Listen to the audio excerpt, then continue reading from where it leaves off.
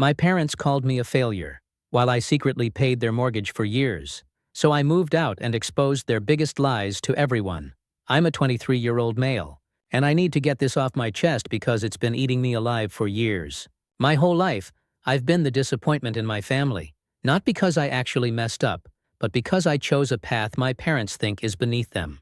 I got into fixing things when I was a teenager, starting with small projects around the house and then helping neighbors with their decks and fences. By 18, I was working for a local contractor who taught me everything about woodworking and home repairs. 2 years later, I had enough skills and connections to start my own handyman business. Here's the thing, I'm actually making great money, seriously good money. I have regular clients who refer me to their friends, zero debt, a solid truck that's paid off, and enough savings to buy a small house if I wanted to. I charge $75 per hour for most jobs, and I'm booked solid weeks in advance. Do the math. But my parents act like I'm one step away from being homeless. My dad keeps sending me job listings for real careers, and my mom is always talking about night school options as if I'm some loser who can't figure out what to do with his life. Meanwhile, my sister Jess, a 26-year-old female, is the golden child who can do no wrong. She went to Cornell, got a fancy-sounding marketing job in the city, and supposedly lives this amazing Instagram life with her investment banker boyfriend. Every family dinner is the Jess show. They look at me with disappointed faces, saying things like, "So, built any nice birdhouses lately?" As if what I do is some kind of joke. The crazy part is that 2 years ago, I overheard my parents freaking out about money. Dad's company had cut his hours, and they were behind on the mortgage. They were seriously worried about losing the house, the same house I grew up in, where all our family memories are. I had the money to help them. I'd been saving basically everything I earned. But I knew they would never accept it from me because, in their eyes, I'm just playing around with tools until I grow up and get a real job. So I did something kind of nuts. I figured out a way to set up automatic payments for their mortgage from my business account, making it look like it was coming from their retirement fund. For 2 years, I've been secretly paying their $1,150 monthly mortgage. That's over $40,000 of my unsuccessful career money, keeping a roof over their heads while they praise Jess for sending them pictures of her business class flights. I never said anything because of pride, I guess, or hoped that they'd eventually notice I was doing okay, but they never did. Dad still introduces me as my son, who's between careers, and Mom still sends me listings for apartments that I could actually afford. But they're total dumps compared to where I could live if I wanted to. The worst is family gatherings. All my aunts and uncles ask Jess about her amazing life, while I get the hanging in there questions, as if I'm struggling. My cousin literally asked me if I needed help finding a steady job last Christmas, while I was in the middle of a $220,000 kitchen remodel for the mayor's house. Jess eats it up. She's always been that way. Ever since we were kids, she got straight A's, was class president, the whole golden child package. I was always the other one. I've tried to show them I'm doing well in subtle ways. I bought a really nice watch. I take them out to dinner sometimes and pay without making a big deal about it. And I got Mom a fancy spa package for her birthday. But they think I'm being irresponsible with my money, as if I should be saving every penny for when my hobby doesn't work out anymore. The thing is, I'm not even mad about them favoring Jess. That's been my whole life. I'm used to it. What kills me is that they honestly think I'm some kind of loser when I'm literally keeping their house from being taken by the bank. And yeah, I know I should probably just tell them, but at this point, it would be this whole dramatic thing, and honestly, I don't have the energy for it.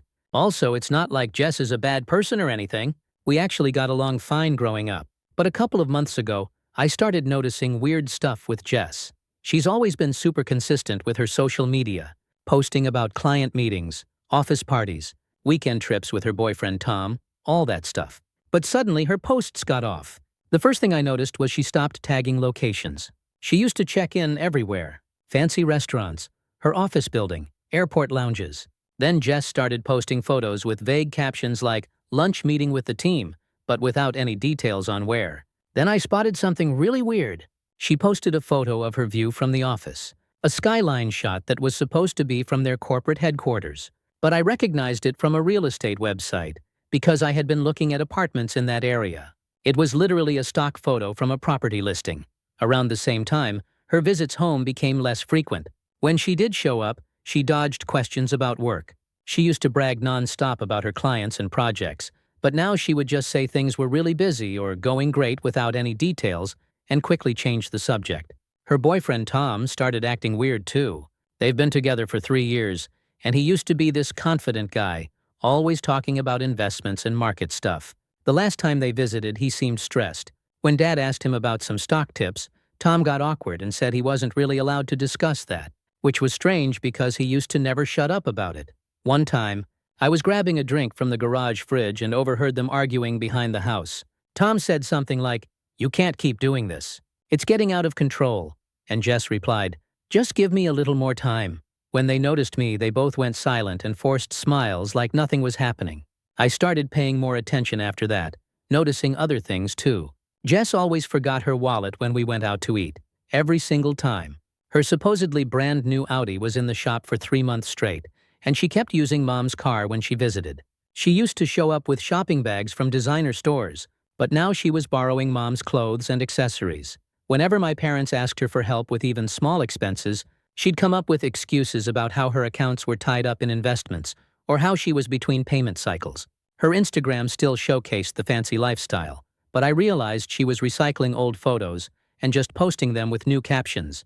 The same office party photo would pop up months apart with different captions like, "Celebrating our new client." I tried dropping hints to my parents that maybe things weren't all perfect in Jessland. Just casual stuff like, "Hey, have you noticed Jess seems stressed about work lately?" Or, "Isn't it weird her car has been in the shop for so long?" Mom shut that down fast, getting all defensive and saying, "Not everyone wants to spend their life patching up broken cabinets like you.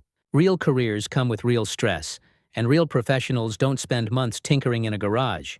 "Thanks, Mom." Great chat. Dad was a little better but still brushed it off with, "Your sister's in a high-pressure industry. She's doing important things, not just hammering nails." This is from the guy whose hammering nails son is secretly paying his mortgage. Meanwhile, Jess kept feeding them stories about her big promotion coming up and how she was this close to landing some huge client that would be a game changer. They ate it up like always. The whole thing made me feel crazy, like, am I the only one seeing the red flags here? Am I just being jealous? I didn't want to believe my sister was lying about everything, but something definitely wasn't adding up. I decided to do some digging. Nothing stalker-ish, just basic stuff. I looked up her company online to see if she was listed on their team page. She wasn't, which was weird because she'd supposedly been there for years and was up for a director position. I Googled her boyfriend's investment firm too. I found the company, but no Tom was listed anywhere. I didn't know what to do with this information. Should I confront Jess or tell my parents? I decided to wait and see what happened. Maybe I was reading too much into things. Plus, I had my own business to run, and it was getting busier than ever. That's the messed up part about all this. While my parents were obsessing over Jess's fake success, my actual legitimate business was taking off. I had to hire a helper because I couldn't handle all the work myself. I was making more money than I ever had, and none of it mattered to them because it wasn't a career with a fancy title and an office. So I just kept doing my thing, watching this weird situation with my sister unfold and secretly paying their mortgage. My buddy Mike was the only one who knew about any of this, and he thought I was insane for not just moving out and letting them deal with their own problems. Looking back, I probably should have listened to him. The real breaking point happened about a month ago. This is when everything started to completely fall apart. And honestly, I'm still processing all of it. I found out that my parents had been asking Jess for money. Not big amounts, just borrowing a couple of $100s here and there for unexpected expenses. This whole time I was secretly covering their biggest bill, and they were hitting up Jess for cash on the side. The worst part was that she was giving it to them, or at least they thought she was. Mom let it slip that Jess had helped them out several times over the past year, but the way she described it was weird. Jess would promise to transfer the money, then there would be some issue with her bank, so she'd promise to send a check that would never arrive. Then she'd claim she'd pay a bill directly for them, but they'd still get late notices. It was this crazy circle of excuses that my parents somehow kept believing, and the entire time, they were telling me that I needed to get my financial act together. The irony was too much. I started to wonder what would happen if I just stopped paying their mortgage. Would they finally have to face reality? Would they realize that Jess wasn't actually helping them? Or would they lose the house and somehow blame me for not being successful enough to help them out? That's when I decided I needed to force the issue. I was tired of being the secret supporter, getting zero credit while Jess got praised for doing nothing. I was tired of my parents looking down on my legitimately successful business. Most of all, I was tired of feeling crazy for seeing what was so obviously happening right in front of them. So I made a plan, and I had no idea how quickly everything would unravel once I set it in motion. It started just a few days later. I was in my workshop behind the house, finishing up a custom cabinet for a client, a big job that needed my full focus. I was in the zone, putting the final touches on it before delivery, when my mom walked in unannounced. I could tell right away that something was up. She stood there for a minute watching me work, then launched into this whole speech about how tough the economy is and how everyone is feeling the pinch right now. I just kept working, thinking maybe she was finally going to admit they were having money problems, like actual honesty for once. Stupid me. Instead, she hit me with, "So your father and I have been talking, and we think it would be good for you to start contributing to the household expenses. You know, paying rent while you're living here?" I nearly ruined the cabinet I was working on. I had to put my tools down and take a breath because I couldn't believe what I was hearing. I had been paying their entire mortgage, $1,750 a month, for 2 years, and now they wanted rent on top of that. I tried to stay calm and pointed out that I was 23, running my own successful business, and maybe instead of paying them rent, I should be saving for my own place. That's when she gave me this look like I just slapped her or something. "We've supported you your whole life," she said, all dramatic. "And this is how you repay us, by refusing to help when we need it." That's when I finally snapped. I asked her why she wasn't asking Jess for rent money. Jess, the golden child with her fancy corporate job and big city lifestyle. Why was it always me who had to step up? Mom's face changed real quick. She started stuttering about how Jess had real expenses and was building her career while I was just playing with wood. Then she dropped this bomb that Jess had loaned them money several times already, which I knew was total BS based on what I'd been seeing. I actually laughed. I couldn't help it. The whole situation was so ridiculous that it was either laugh or punch a wall. This just made my mom even more pissed off, and she went into full attack mode. "You've always been jealous of your sister's success," she said. "Maybe if you'd applied yourself in school instead of hanging around construction sites, you'd have made something of yourself too." I almost told her right then about the mortgage payments. The words were right there on the tip of my tongue, but something held me back. Maybe it was pride, or maybe I just wanted to see how far they'd push this before reality finally hit them. So instead I just said, "Fine, ask Jess for the rent money. Let's see what happens." Mom stormed out, and that's when the real nightmare began. The next few weeks were absolute hell. It was like my mom made it her personal mission to prove I was a loser who needed to get his act together. One day, she accidentally deleted some client emails from our shared family computer. These were actual job requests worth thousands of dollars. When I confronted her, she played dumb, saying she was just messing around. I was clearing out spam when our home internet suddenly stopped working. Super convenient timing, right? I manage all my business online. Client communications, ordering supplies, sending invoices. My mom claimed it was just technical issues, but I caught her on the phone with the provider, literally canceling our service. Her excuse? "We need to cut unnecessary expenses." I had to rely on my phone data for a week until I could get a separate line installed in my workshop. The sabotage just kept escalating. She scheduled this ambush family intervention about my lack of direction in life. She even invited my dad's brother, who's some corporate middle manager, to lecture me about wasting my potential. I actually had to leave halfway through to give an estimate on a $155,000 deck renovation. The irony was completely lost on them. Throughout all this, my dad mostly stayed quiet. He'd occasionally back my mom up, but I could tell he was uncomfortable with how far she was taking it. One night he came to my workshop and awkwardly tried to explain that Mom was just worried about my future. Meanwhile, Mom kept pushing the rent issue, leaving passive-aggressive notes about my share of the bills on my door. It was completely surreal. I was literally paying for the roof over their heads while they treated me like some freeloader. The final straw came when Mom went through my mail and opened a thank you card from a client. This lady was super happy with some built-ins I'd done for her home office and included a $200 cash tip. Mom just took the money. When I confronted her, she claimed it was to cover groceries I had eaten. That's when I knew I had to make some changes. I got a P.O. box the next day so she couldn't intercept my mail anymore. All this time, Jess was conveniently unreachable. She had stopped answering family calls regularly, and when she did talk to our parents, it was always at some good time she scheduled in advance. Mom kept making excuses for her, saying she was swamped with her big project or traveling for work. I was just sitting there watching this whole show unfold, waiting for reality to finally catch up with everyone.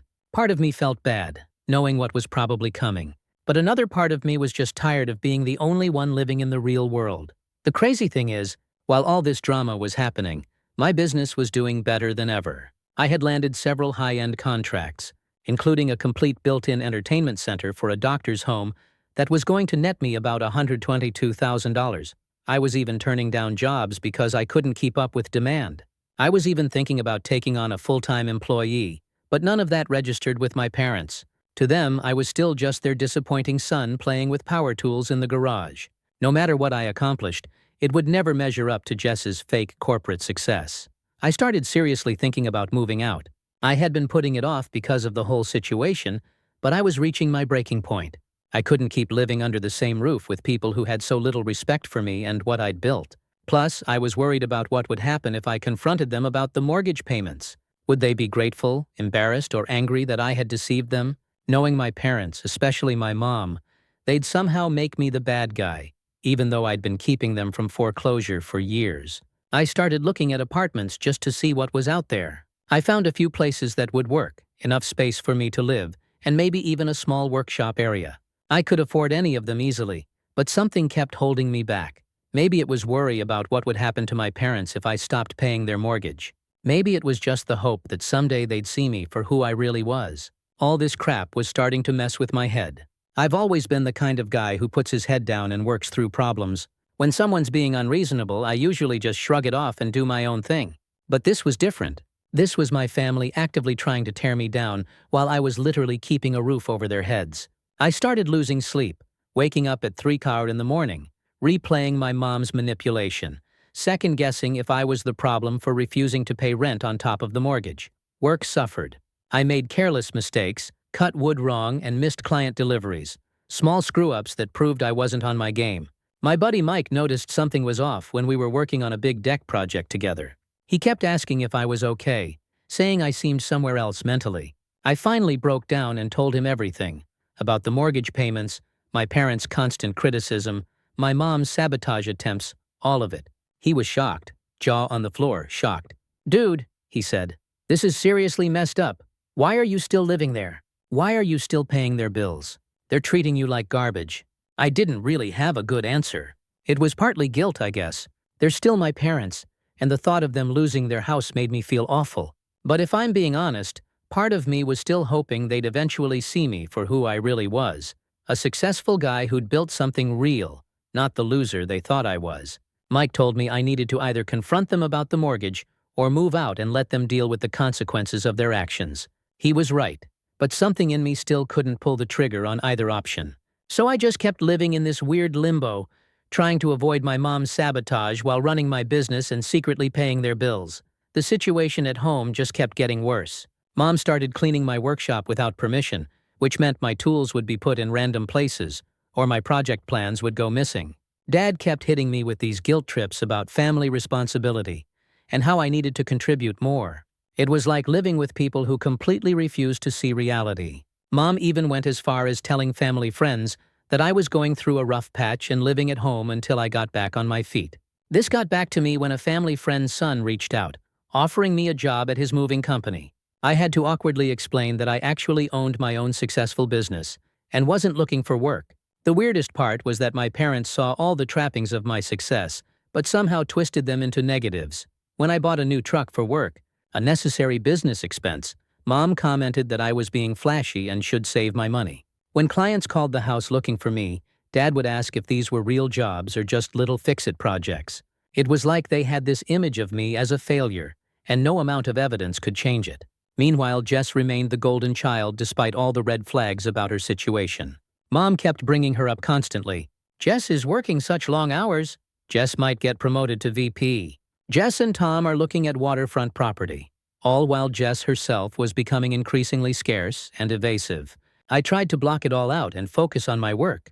I started taking more jobs farther from home so I'd have an excuse to be gone most of the day. I kept my invoices and business paperwork locked in a fireproof safe that I bought after catching Mom snooping. I started backing up all my client contacts and project files to the cloud in case she accidentally deleted more emails. Basically, I was living like someone under siege in my own home. Every morning, I'd wake up wondering what new sabotage attempt I'd have to deal with that day. The situation reached a new level of crazy when I overheard my mom on the phone with one of her friends, talking about how worried she was about my financial irresponsibility and how I couldn't manage money. This from the woman whose mortgage I was secretly paying because she and Dad couldn't afford it. The irony was so thick you could cut it with a saw.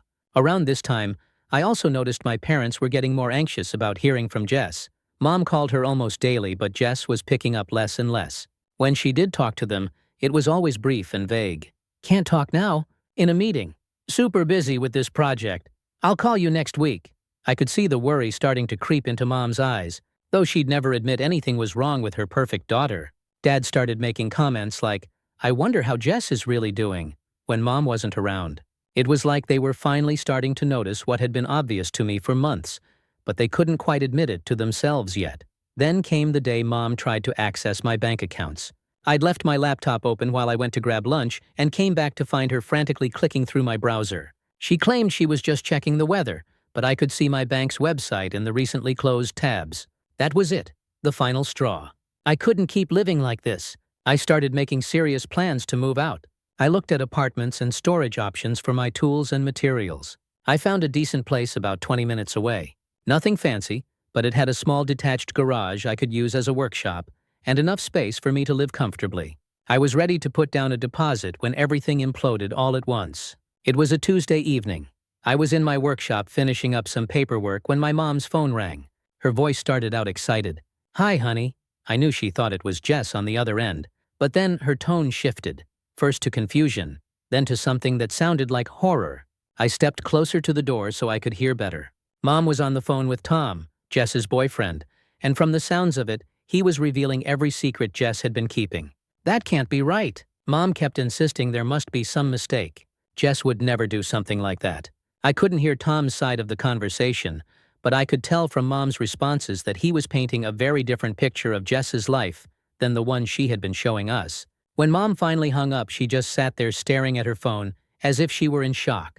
Her hands were trembling. When she looked up and saw me standing in the doorway, she said, "That was Tom," her voice barely above a whisper. "He and Jess broke up. He says Jess lost her job over a year ago. He says she's been lying to everyone." I didn't say anything. What could I say? "I told you so," felt too cruel in that moment, even after everything she'd put me through. "He says she's been pretending to go to work every day, that she was fired for lying on her resume, that she's been maxing out credit cards to keep up appearances."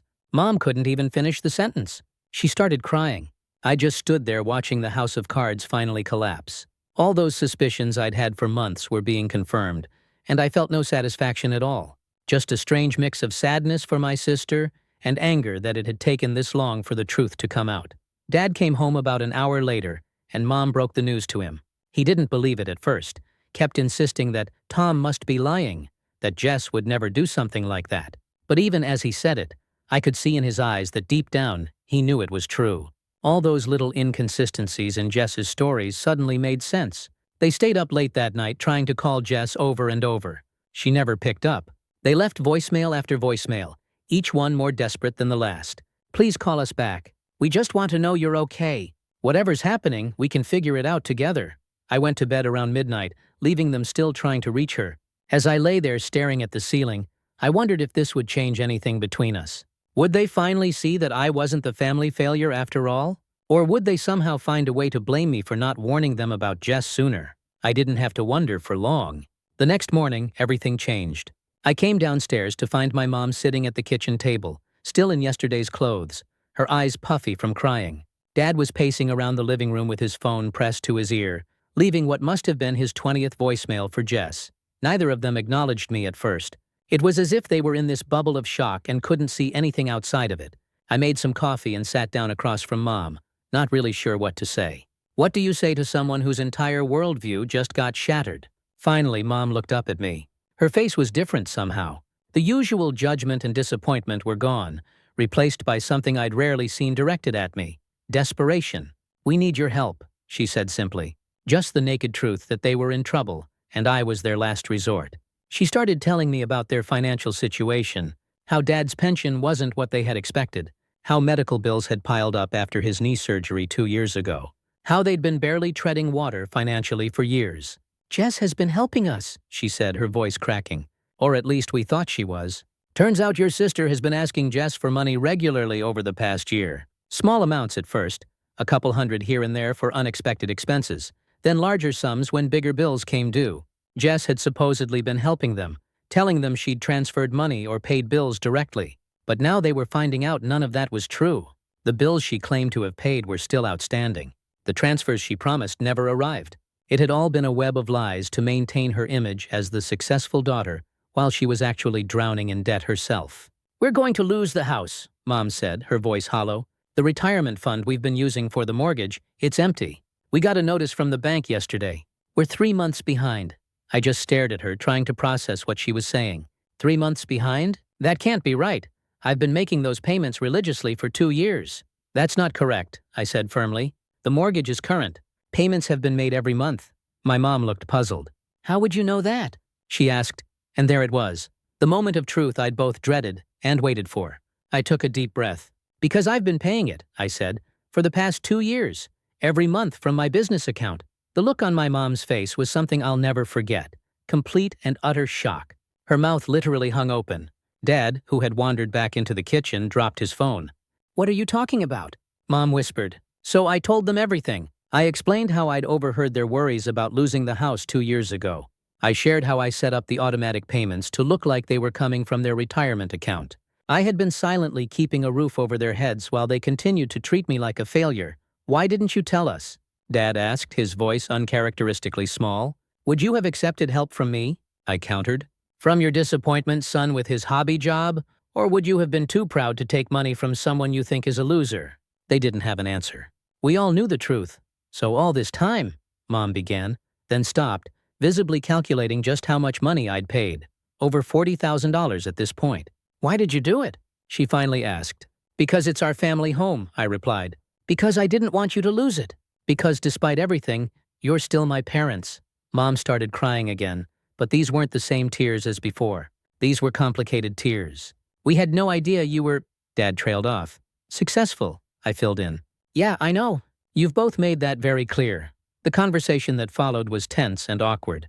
Mom kept saying how proud she was of me, how she'd always known I had potential. Dad talked about how impressed he was with my business sense, but neither of them actually apologized for how they treated me. Instead, they pivoted to discussing what we were going to do about Jess, how we needed to come together as a family to help her, and how they knew I would want to help my sister when she finally turned up. It was surreal. Even after finding out I'd been financially supporting them for years while Jess had been lying, they still somehow saw her as the priority. It was like they were physically incapable of seeing me as equal to her, let alone acknowledging that I had been the responsible one all along. I sat there listening to them talk about Jess's problems, about how we needed to be supportive when she came home, about how she was probably just overwhelmed by her high-pressure job. They were already making excuses for her, creating a narrative where she wasn't a liar but a victim of circumstance. And me? I was still just the backup plan, the safety net, the one who would keep paying the bills while they focused all their emotional energy on Jess.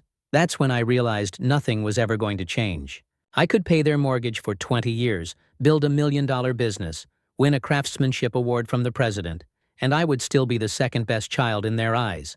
Jess could lie, cheat, and disappear, and they'd still make excuses for her. I told them I'd keep paying the mortgage for now because I didn't want them to lose the house, but I also made it clear that things needed to change. I was done being the family punching bag, done having my emails deleted and my mail opened, done being lectured about responsibility by people who couldn't pay their own bills. They nodded and agreed to everything, but I could tell they weren't really hearing me. They were too caught up in the Jess drama, too worried about their golden child to really process what I was saying. Most of all, I felt trapped. I was still living under their roof, still paying their mortgage, still caught in this dysfunctional family dynamic, and I honestly didn't know how to break free. Jess finally resurfaced 3 days later. She didn't come home. She just called Mom, crying about how everything had fallen apart. She admitted to losing her job, accumulating credit card debt, and lying about her success, but she framed it all as something that had happened to her, not something she'd done. She was the victim of a toxic work environment and predatory lending practices, and my parents bought it hook, line, and sinker. Mom was on the phone with her for hours, consoling her and telling her it would all be okay, that they understood. Dad started researching credit counseling services, and discussing how they could help Jess get back on her feet. Meanwhile, no one mentioned the $40,000 plus dollars I'd contributed to keep us all housed. No one acknowledged that while Jess had been digging herself into a hole of lies and debt, I'd been building a legitimate business and supporting the family. It felt like we were all trapped in the same exhausting cycle. Before I knew it, we were right back where we started. Jess was the center of everyone's concern, and I was left an afterthought. That's when I knew I had to get out. Not just physically move out of the house, but emotionally distance myself from this toxic dynamic. I needed to accept that my parents would never see me clearly, never value what I had built, and never put me on equal footing. The next day, I was with Jess after talking to Mike, who gave me a much-needed confidence boost. I found an apartment across town and put down a deposit. It came with a small garage space that would work for my business until I could find a proper workshop. I moved out the following weekend while my parents were at a meeting with their bank. I didn't tell them beforehand. I knew they'd try to talk me out of it, make me feel guilty, or find some way to sabotage my plans. I left a note explaining that I would make the mortgage payment for one more month to give them time to figure something out. But after that, they were on their own. I also included printouts of all the mortgage payments I'd made over the past 2 years, along with a breakdown of how much money I'd saved them. At the bottom I wrote, "Now you know which child was actually successful. Don't contact me until you're ready to apologize for how you've treated me." The fallout was predictable. Mom called me 50 times, leaving tearful voicemails about how they didn't mean it, how they'd always loved me, and how they were just trying to push me to reach my potential. Dad sent a text saying they were sorry if I felt unappreciated. A classic non-apology that puts the blame on me for my feelings rather than on them for their actions. Jess finally showed up at our parents' house a week after I moved out. According to family friends, she's telling everyone she had a nervous breakdown from working too hard and is taking time to reassess her priorities. She's completely rewritten the narrative, positioning herself as the victim instead of the liar. Classic Jess, spinning her massive failure into some kind of noble journey of self-discovery. As for me, my business is booming. I hired my first full-time employee last month to help with the workload. I have my own place where nobody can mess with my stuff or talk down to me. For the first time in my life, I'm not carrying the weight of trying to prove myself to people who were determined to see me as a failure. So here I am, the family disappointment, doing just fine on my own. It turns out that being a disappointment is pretty damn liberating when you stop caring about disappointing people who never appreciated you. Anyway, if there's a lesson here, I guess it's this. Success isn't about the job title, the college degree, or the fancy apartment. It's about building something real and sustainable, whether that's a business, relationships, or just a life you don't have to lie about. By that measure, I was the successful one all along. They just couldn't see it until it was too late.